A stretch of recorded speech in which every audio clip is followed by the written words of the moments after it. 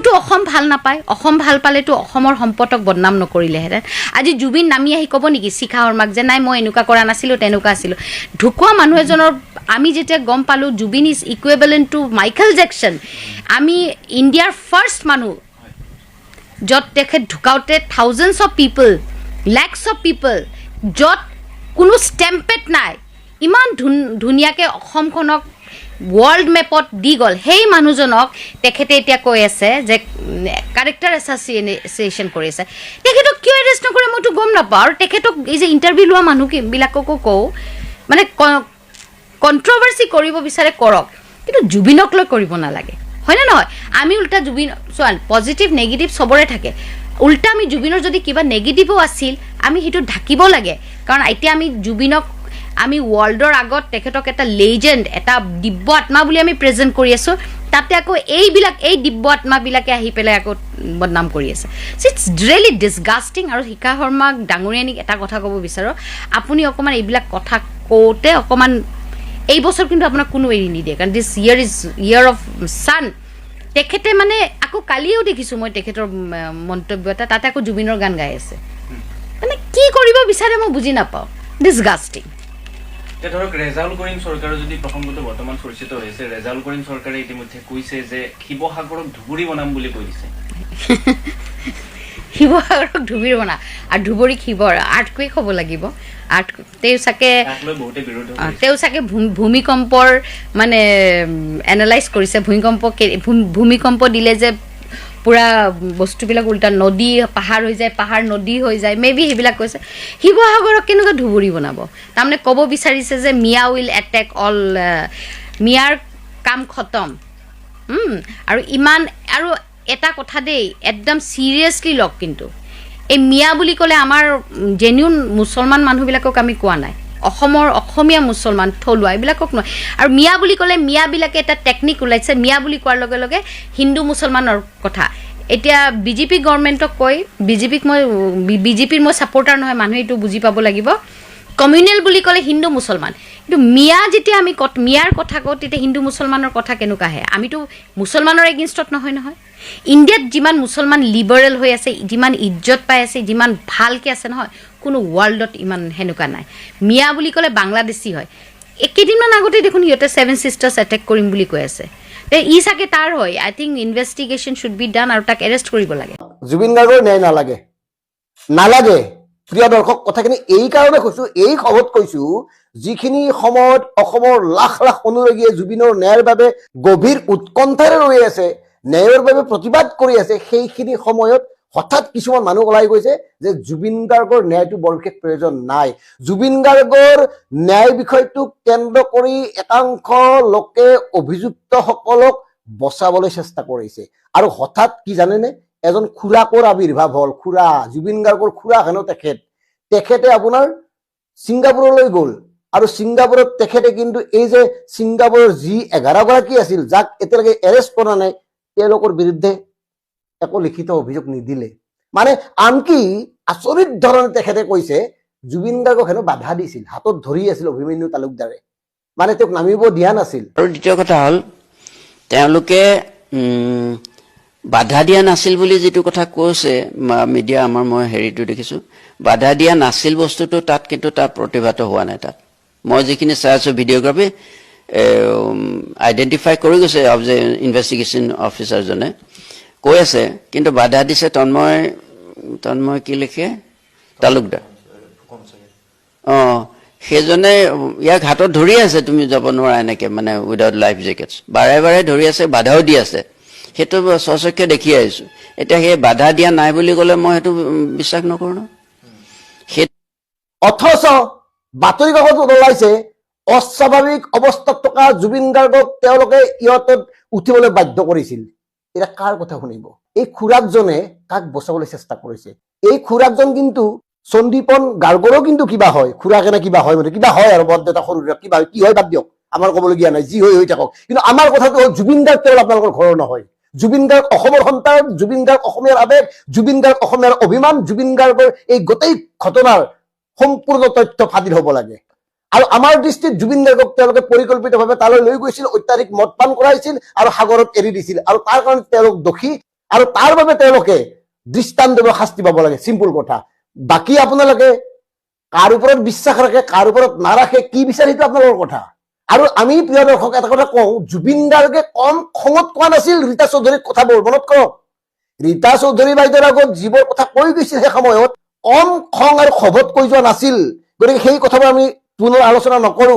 আজি জুবিন গাৰ্গৰ একাংশ ঘনিষ্ঠ বন্ধুৱে যেনেকে জুবিন গাৰ্গৰ চৰিত্ৰ হননৰ কাৰণে উঠি পৰি লাগিছে, ঠিক তেনেকে এই খুৰাকজনে কি যুক্তিত ছিংগাপুৰলৈ গৈ কলে যে জুবিন গাৰ্গক এওঁলোকে বাধ্য কৰোৱা নাছিল, লাইফ জেকেট পিন্ধিবলৈ জোৰ কৰিছিল, নামিবলৈ হাত দিছিল। মানে এই কথাবোৰে কি বুজাইছে? সেয়ে কৈছো আমাক আৰু নালাগে, জুবিন গাৰ্গৰ ন্যায় আমাক নালাগে, নাপাও ন্যায়। জুবিন গাৰ্গে ন্যায় নাপায়। জুবিন গাৰ্গে ন্যায় এটাই পাব যেতিয়ালৈকে আপুনি বা আমি জুবিন গাৰ্গৰ দৰে নিৰ্ভীক আৰু শক্তিশালীভাৱে কথাবোৰ কৈ যাবলৈ পাৰিম।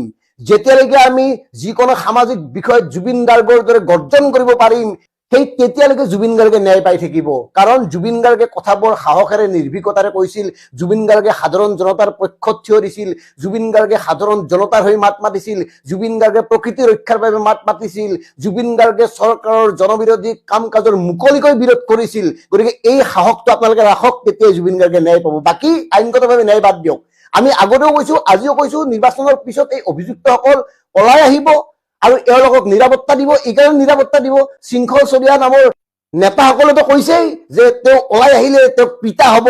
এই কথাবোৰতো ৰেকৰ্ড আছে। গতিকে এই কথাবোৰে আধাৰ হব কিয় এই অভিযুক্তসকলক জামিন পোৱাৰ পিছত নিৰাপত্তা দিব লাগিব। গতিকে তেওঁলোক আৰামত থাকিব, অনাগত সময়ত আৰামত তেওঁলোকে ব্যৱসায় বাণিজ্য কৰি গৈ থাকিব। ইতিমধ্যে জুবিন গাৰ্গৰ 905 কোটি টকা দিলেই কৰবাত 3 কোটি তেওঁলোকৰ ঘনিষ্ঠ একাংশ বন্ধুক সংস্থাপিত কৰিব, বিভিন্ন ধৰণে মানে তেওঁলোকক সহযোগিতা আগবঢ়াব আৰু জুবিন গাৰ্গৰ ন্যায়টো লাহে লাহে ধূসৰ হৈ পৰিব। বছৰৰ পিছত বছৰ, বছৰৰ পিছত বছৰ, হঠাৎ গৈ হ'ব যে ছিংগাপুৰে যিটো কৈছিল সেয়াই সত্য। মুখ্যমন্ত্ৰীয়ে হত্যা কৰা বুলি বাৰে বাৰে কৈছিল যদিও তাৰ কোনো ভিত্তি নাই। গতিকে ছিংগাপুৰে যি কৈছে যে জুবিন গাৰ্গৰ পানীত ডুবি মৃত্যু হৈছে সেয়াই। আমাৰ একদম স্পষ্ট কথা, অসুস্থ জুবিন গাৰ্গক ইয়তত উঠোৱা মানুহ প্ৰত্যেককেইজনকে আটক কৰিব লাগে, শাস্তি দিব লাগে। তেওঁলোক গোটেই শাস্তিৰ যোগ্য। কাৰণ জুবিন গাৰ্গৰ দৰে আমাৰ হিয়াৰ আমঠু এগৰাকীক এনেকে তেওঁলোকে লৈ যোৱাতে অপৰাধ হৈছে। আৰু অত্যাধিক মদ পান কৰাটো আৰু ভয়ংকৰ অপৰাধ হৈছে। পানীৰ মাজত এৰি দিয়াটো হত্যাৰ সমান অপৰাধ হৈছে। গতিকে আমাৰ সাধাৰণ জনতাৰ দৃষ্টিত এজনো সাৰি যাব নালাগে, দিয়া উচিত নহয়। কিন্তু কলে কি হব? খুৰাক বিলাকে কলে। গতিকে এই কথাবোৰ আৰু নাপাতো, এই কথাবোৰ আৰু আলোচনা নকৰো। এই কথাবোৰ ইমানতে শেষ হল। বাকী কি হয় সময়ত দেখা যাব। কিন্তু এটা কথা কওঁ, জুবিনৰ এই যি চিঞৰ, জুবিনে যি গণজাগৰণ সৃষ্টি কৰিলে, জুবিনে এটা প্ৰজন্মক যি ধৰণে আলোড়িত কৰিলে, জুবিনক নৱপ্ৰজন্মই যি ধৰণে অনুসৰণ কৰিলে, সেই সকলেই যদি জুবিনৰ আদৰ্শক হাড়ে হিমজে লালন কৰে, তেতিয়াহ'লে অনাগত সময়ত হাজাৰ জুবিনৰ সৃষ্টি হ'ব। কেৱল গানৰ প্ৰতিভাৰে জুবিন সৃষ্টিৰ কথা আমি ভবা নাই। জুবিনৰ আদৰ্শক সমাজত প্ৰতিষ্ঠা কৰাৰ কাৰণেও একগৰাকী জুবিনৰ সৃষ্টি হ'ব লাগিব আৰু তাৰ নেতৃত্ব দিব লাগিব জুবিন অনুৰাগী নতুন প্ৰজন্মৰ যুৱক যুৱতীসকলে। গতিকে ডিকেবি ফেক্টৰ আজি জুবিন প্ৰমিচ কাই কৈছো, জুবিন গাৰ্গৰ আদৰ্শ প্ৰতিষ্ঠা কৰাৰ কাৰণে আমি অনাগত সময়ত আহো পুৰুষাৰ্থ কৰি যাম। তিল মানুহ নিজৰ বাটৰ পৰা আঁতৰ নহওঁ। আমি আমাৰ এই যি যুদ্ধ, আপোচিন যুদ্ধ অনাগত সময়ত চলাই যাম।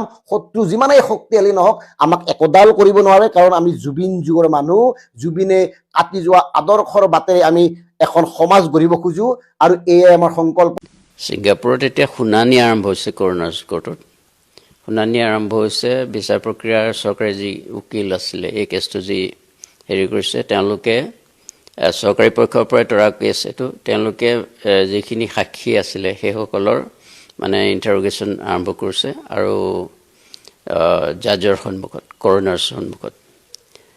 আৰু সেইদিনাখন আমি গৈ পেলাই 14 তাৰিখে পুৱতি নিশা পালোগৈ আৰু 2 ঘণ্টাৰ পিছতে আমি কোৰ্টত উপস্থিত হৈছিলোঁ। কোৰ্টত সেই বিচাৰ প্ৰক্ৰিয়া প্ৰথমে সাক্ষ্যদান কৰিলে হেৰিয়ে, যিয়ে তদন্তৰ মূল বিষয়া, তদন্তকাৰী বিষয়া, তেওঁ ক'লে, মোৰ নামটো পাহৰিছোঁ, তেওঁ গোটেই ডিটেইলছ কেনেকৈ গোটেই বস্তুটো আনিলে, কি কথা, যিমানখিনি তথ্য পাতি পালে, সেই গোটেই প্ৰক্ৰিয়াটো তেওঁলোকৰ ফালৰ পৰা ক'লে। তাৰপিছত সাক্ষ্যদান কৰিলে সেই মটৰখনৰ চালকজনে, মেকানিকজনে, তেওঁ দুভাষীৰ সহায়ত কৰাইছে। আকৌ তাৰপিছত কৰিলে সেই হেৰি তদন্তৰ সেই প্ৰথম যিটো ফৰেঞ্চিক ৰিপৰ্ট দিছিল হেৰিৰ পিছত সেইগৰাকীয়ে দিছে, তেখেতে নিজৰ হেৰিটো দিছে ডিটেইলছ, ক'ত কি কিমান পালে, কি হেৰি আছিলে সেই সময়ত তেওঁৰ ব্লাডত বা হেৰিত, সেই গোটেই তথ্য সহকাৰে এইটো দিছে। তাৰপিছতে আমাৰ অসমৰ প্ৰবাসী অসমীয়া ৰূপকমল কলিতাই দিলে। ৰূপকমল কলিতাই ইংলিছতে দিছে। গোটেই প্ৰক্ৰিয়াটো তেওঁ কেনেকৈ জড়িত হৈছিলে, তেওঁ যে দেৰিকৈ আহিছিল অলপ পৰিবাৰৰ শাৰীৰিক অসুস্থতাৰ কাৰণে, আৰু তেওঁ সোনকালে যাম বুলিও ভাবি আছিলে। তেওঁ আহি পেলাই গোটেই প্ৰক্ৰিয়াটো তেওঁ পানীত নমা নাছিলে। সেইকাৰণে চৰকাৰী উকিলে যেতিয়া ক'লে আপুনি কিয় নমা নাছিলে, তেওঁ ক'লে মোৰ পৰিয়ালৰ এনেকুৱা এটা অৱস্থা, মই আহোঁতেও দেৰি, ইতিমধ্যে ইয়াতত প্ৰায় উঠিছে, মই আহি লাষ্ট উঠিছোঁ, সেইকাৰণে পানীত নমাৰ কোনো মোৰ হেৰি নাছিলে, সেইটো কথা কৈছে। তাৰপিছত বাকী মুঠতে 5 জনে দিলে, আৰু কণ্টিনিউৱাছলি গোটেই বিচাৰ প্ৰক্ৰিয়া হৈ আছে, মাজে মাজে 10 মিনিটমানৰ ব্ৰেক হয়, আৰু মাজত 1 ঘণ্টামানৰ লাঞ্চ ব্ৰেক এটা হৈছিল। এই কণ্টিনিউৱাছলি প্ৰায় 9টাত শুনানি আৰম্ভ হৈছে, 5টা 5:30মানলৈকে হৈছে। গোটেই প্ৰক্ৰিয়াটো যথেষ্ট দীঘলীয়া। সেইমতে আৰু প্ৰায় 20জনমান মানুহ আছে সাক্ষ্যদানৰ কাৰণে। গোটেই শুনানিৰ পাছতহে কৰোনাৰ যিজন মেজিষ্ট্ৰেট হেৰি জাষ্টিছ, তেওঁ কি সিদ্ধান্ত ল'ব, সেই সিদ্ধান্তটো সেই সময়ত সেই তাৰ ওপৰত নিৰ্ভৰ কৰিব। বাকীসকলৰ সাক্ষ্যদান আৰু উকিলে তেওঁলোকক যেনেকৈ কোৱেৰি কৰে, সেই কোৰ্টখনত আমাৰ কোৱেৰি কৰাৰ তেনেকুৱা হেৰি নাছিলে, স্ক'প নাছিলে। খালি তাৰ আগতে আমাক জাষ্টিছে ক'লে যে if you have a written statement you can give me, তাৰপিছত অলপ দেৰি চোৱাৰ পিছত মোক ক'লে যে if you could please read out. মই তেতিয়া সেইটো পঢ়ি দিছিলোঁ গোটেই ষ্টেটমেণ্টটো, যে আমাৰ কথাকেইটা দিছিলোঁ যে আমি এইটো বিচাৰিছোঁ মানে জানিবলৈকে। প্ৰথম কথা হ'ল এটা ক্ৰনলজিকেল অৰ্ডাৰ, যিটো জুবিন গৈ পোৱাৰ পিছত হোটেলত নমাৰ পিছত, সেইটো যিহেতুকে ইনভেষ্টিগেশ্যনৰ সকলো তথ্য ওলাই গৈছে, হোটেলত নমাৰ পাছৰ পৰা ক'ত কেনেকৈ আছিলে, কি কথা, এটা ডিটেইলড ফোন যোগে হওক, তেওঁলোকৰ ফোন কানেকশ্যনে হওক, বা বিভিন্ন CCTV ফুটেজে হওক, সেইটো বস্তু স্পষ্ট হৈ ওলাই আছে। সেই ক্ৰনলজিকেল অৰ্ডাৰটো আমি একচুৱেলি এতিয়ালৈকে জনা নাই ভালকৈ, ক'ত কি 18 তাৰিখে পাৰ্টিকুলাৰলি, 19 তাৰিখে ঘটনা, তাৰ আগদিনা 17 তাৰিখে পাইছেগৈ। আগদিনাৰ ঘটনাটো আমি স্পষ্ট নহয় এতিয়ালৈকে, সেই সম্পৰ্কত আমাক তথ্য পাতি এটা লাগে। তাৰপিছত ভিডিঅ'গ্ৰাফ যিবিলাক আছিলে, ভিডিঅ'গ্ৰাফ কোনে কৰিছিলে আৰু কেতিয়া, সেই মুহূৰ্তৰ লাষ্ট মুমেণ্টকেইটাৰ ভিডিঅ'গ্ৰাফটো কিয় নাই, সেইটো কৰিছিলোঁ। আৰু লাষ্ট মুমেণ্টত মই কৈছিলোঁ জাষ্টিছক বোলো সেই মুহূৰ্তত ফাইনেলি সেইখিনিলৈ সাঁতুৰি গৈ থকাবিলাকে দেখুৱাইছে। তাৰ আৰু অকণমান দূৰ আছিলে, বেছি দূৰ নাছিলে হেৰিটোলৈ, মানে শ্বৰ লাইনলৈ। সেইখিনি সময়ত ভিডিঅ'গ্ৰাফটো কেলৈ কাটি দিলে, বা সেইখিনি আছে নেকি, সেইটো আমি বিচাৰিছোঁ জানিব। সেই সময়ত তেওঁ এটা কথা ক'লে যে যেতিয়া ভিডিঅ'গ্ৰাফ লৈ থাকে এনেকুৱা ফান ফেয়াৰ এটাত বা হেৰিত, কোনো ইণ্টেনশ্যনেলি বা একেবাৰে পাৰ্টিকুলাৰ প্ৰতিটো মুহূৰ্ততে কেটছ অফ হেৰি কৰিম বুলি কোনেও কৰি নাথাকে। সেই ভিডিঅ'টো যাৰ আছিলে সি আকৌ আনক দিলে, সি এটুকুৰা কৰিলে, এনেকৈ খণ্ড খণ্ডকৈ কৰি থাকে, স্পণ্টেনিয়াছলি যিটো ৰিয়েক্ট হয় তেনেকৈ। সেইকাৰণে সেইখিনিতে ডেট মুমেণ্ট সেইটো কৰি থকা নাছিলে বোধহয়, সেই তেনেকুৱাই হ'ব পাৰে। তেওঁ হেৰি ফাইনেল হেৰিটো কোৱা নাই, সেইটো স্পেকুলেট কৰিছে মাত্ৰ, তেনেকুৱাও হ'ব পাৰে বোলে, সেই বুলি ক'লে। বিশেষ এইখিনি হৈছিল তাত। বাৰে বাৰে মই কৈ আছো আৰু লিখি আছো, বিচাৰৰ আওতালে তেওঁলোক আহিবই লাগিব, তেওঁলোক চাক্ষুষ প্ৰমাণ তাত আছে। সেই 14-15জন মানুহৰ সন্মুখত এজন মানুহ তেনেকে নাইকিয়া হৈ যাব পাৰে নেকি?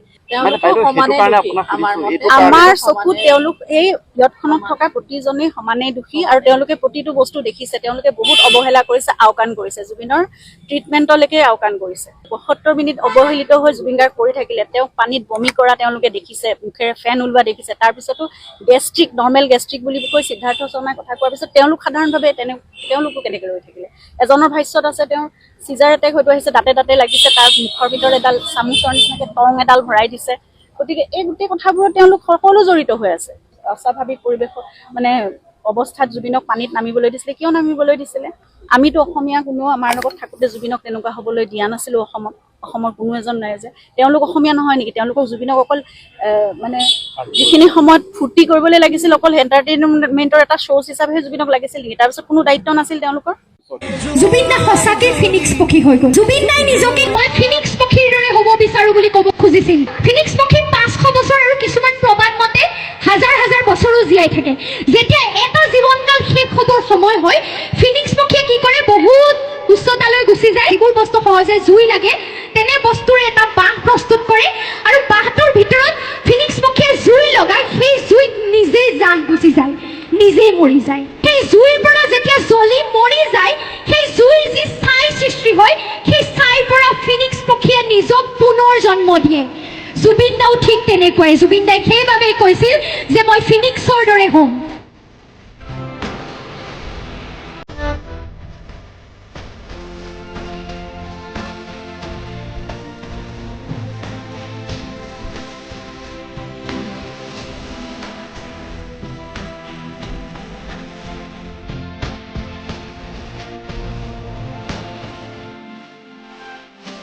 असम की मिट्टी आपकी गूंज अभी जगी है, सिंगापुर की लहरों में सितारा हमने खोया है।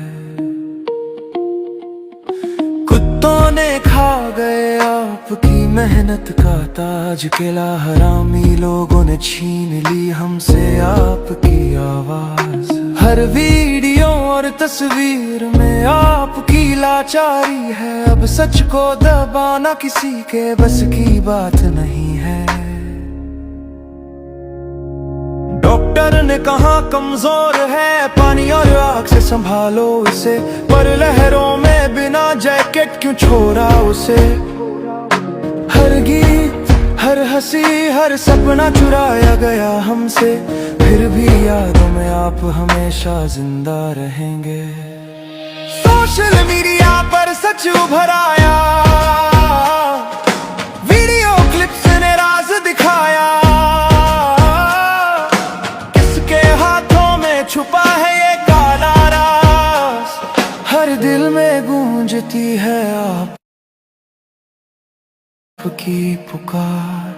असम से सिंगापुर तक आपकी कहानी सुनाएंगे हम, कुत्ते केला हरामी अब क्यों फरार है सब। उन कुत्तों को जनता के हवाले कर दो, जनता करेगी उनका इंसाफ। सच्चाई के